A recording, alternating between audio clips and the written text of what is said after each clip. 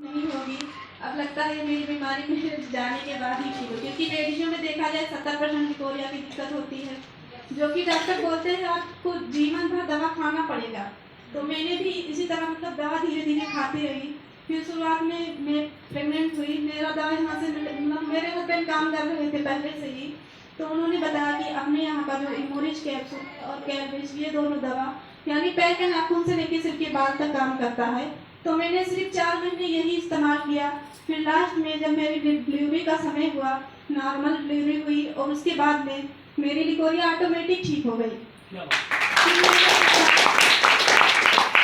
फिर मैंने सोचा जैसे लेडीज डॉक्टर के पास जाती हैं तो मतलब डॉक्टर के पास गई, 500 रुपया फीस दी, मतलब कम से कम बता रही हूँ।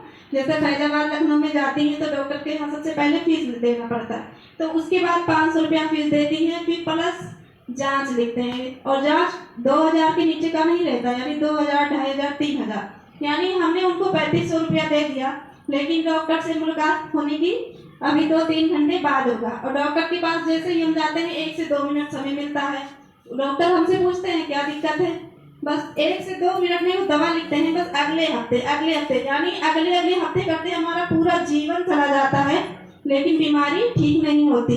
तो इसीलिए मैंने सोचा कि जैसे मैं बीमार थी, बहुत सारी लेडीजें हैं, जैसे जेंट्स तो बहुत काम करते हैं जेंट्स भाई, लेकिन कोई बहुत सारी ऐसी बीमारियां होती हैं कि जो जेंट्स से नहीं शेयर कर पाती लेडीज। तो मैंने यही सोच के इसमें काम करना शुरू किया, और मैं पहले घर से ही करना शुरुआत की।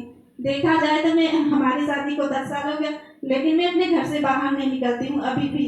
हमारे ससुर कहते हैं तुम्हें क्या काम करने की जरूरत है, मैं खुद कमाता हूँ और अपने घर की खुद अकेली हो और तुम्हें किसी चीज की जरूरत नहीं, तुम्हें बाहर नहीं जाना। तो मैंने शुरुआत में अपने घर से ही करना स्टार्ट किया।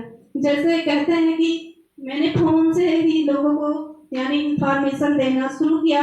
फिर उसके बाद बहुत सारी लेडीज यहाँ से ठीक हुई, धीरे धीरे मेरा बिजनेस बढ़ता गया और मुझे बहुत विश्वास हुआ। इसी के साथ मैं अपनी बाड़ी को विराम देती कि मैं रात भर शादी में मतलब घर पे शादी था, तो इसलिए दिक्कत हो रहा था।